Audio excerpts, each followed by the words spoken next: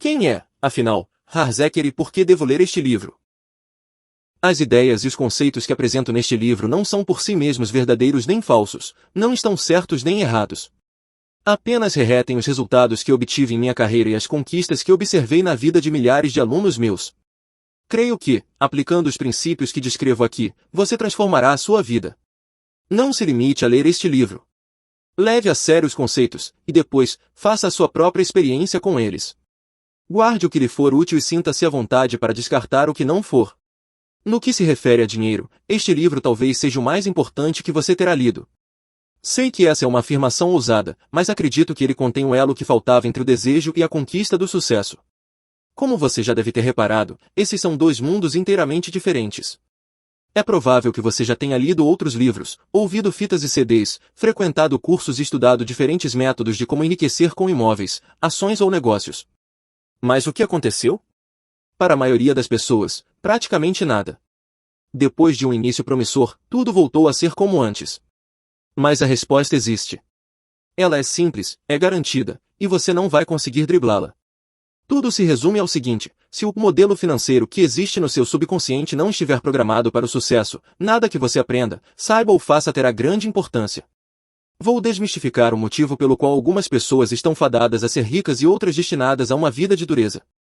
Você entenderá as raízes do sucesso, da mediocridade e do fracasso financeiro e começará a mudar para melhor o seu futuro nessa área. Saberá como as influências que recebemos na infância moldam o nosso modelo financeiro e podem nos conduzir a pensamentos e hábitos autodestrutivos. Aprenderá a fazer poderosas declarações que ajudarão a substituir maneiras negativas de pensar por arquivos de riqueza. Você passará a pensar e a prosperar como as pessoas ricas.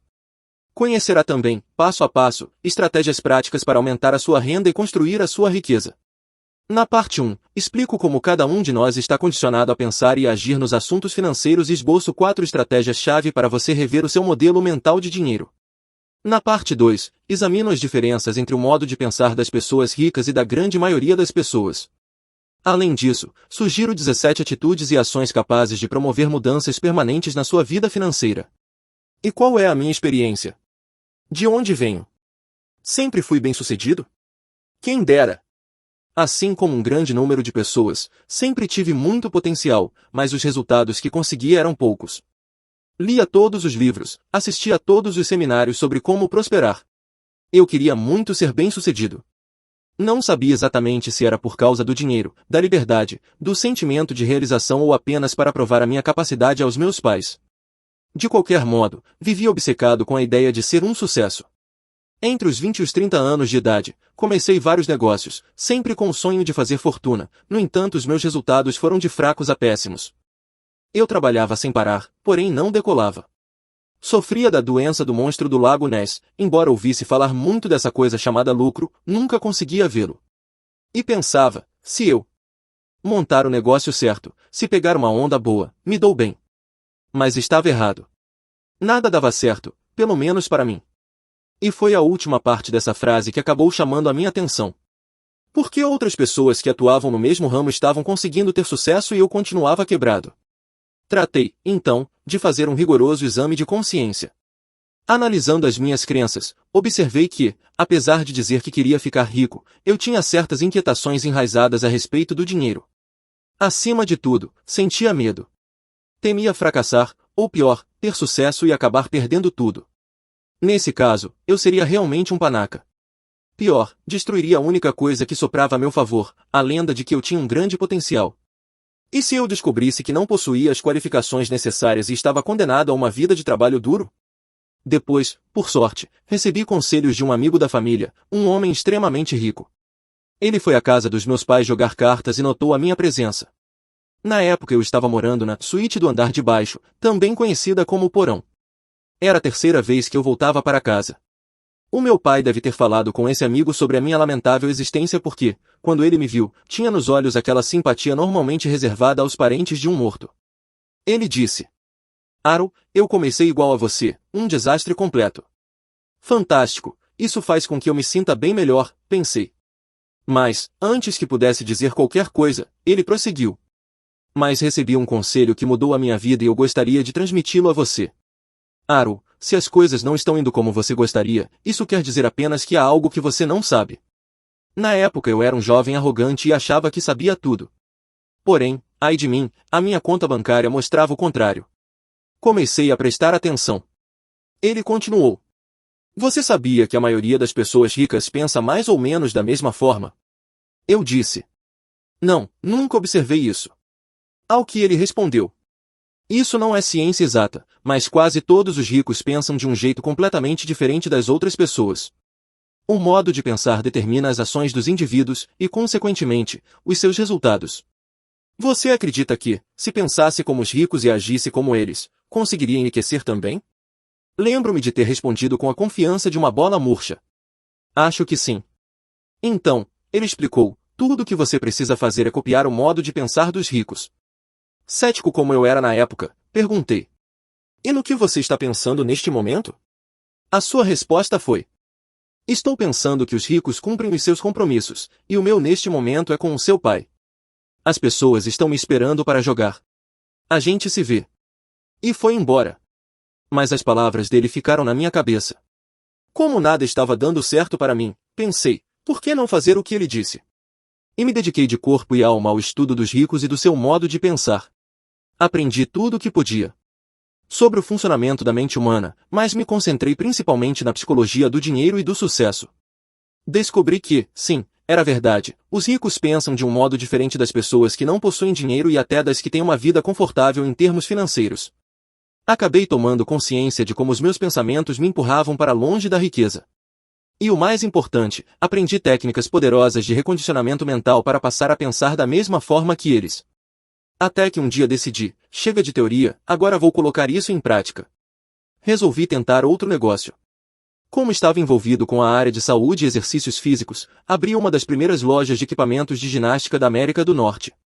Mas não tinha dinheiro, então precisei fazer um empréstimo de $2.000 no cartão de crédito para abrir a empresa. Comecei a aplicar o que havia aprendido, copiando as estratégias de negócios e o modo de pensar das pessoas ricas. O meu primeiro passo foi me comprometer a fazer sucesso e a jogar para vencer. Jurei manter o foco e jamais considerar a hipótese de sair do ramo antes de ficar milionário, quem sabe até mais do que isso. Era um comportamento radicalmente diferente das minhas iniciativas anteriores. Por pensar sempre no curto prazo, eu me desviava do rumo quando aparecia uma boa oportunidade ou me desinteressava quando as coisas iam mal.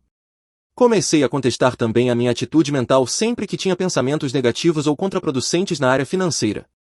No passado, eu costumava acreditar que o que a minha mente dizia era verdade.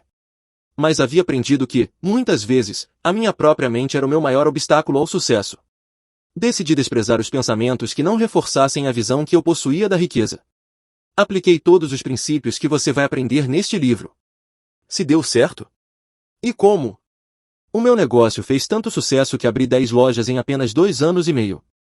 Depois, vendi metade das ações da empresa para uma grande companhia por $1,6 milhão e me mudei para a ensolarada San Diego, na Califórnia.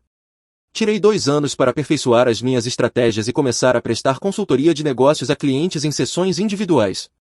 Acredito que esse trabalho tenha sido bastante eficaz, pois essas pessoas começaram a levar amigos, parceiros e sócios às reuniões. Em pouco tempo, passei a orientar 10, às vezes 20, clientes ao mesmo tempo. Um deles sugeriu que eu abrisse uma escola. Considerei a ideia excelente. Fundei a Street Smart Business School e ensinei a milhares de pessoas estratégias práticas de negócios para fazer sucesso em alta velocidade. Enquanto eu viajava realizando seminários, percebi algo curioso.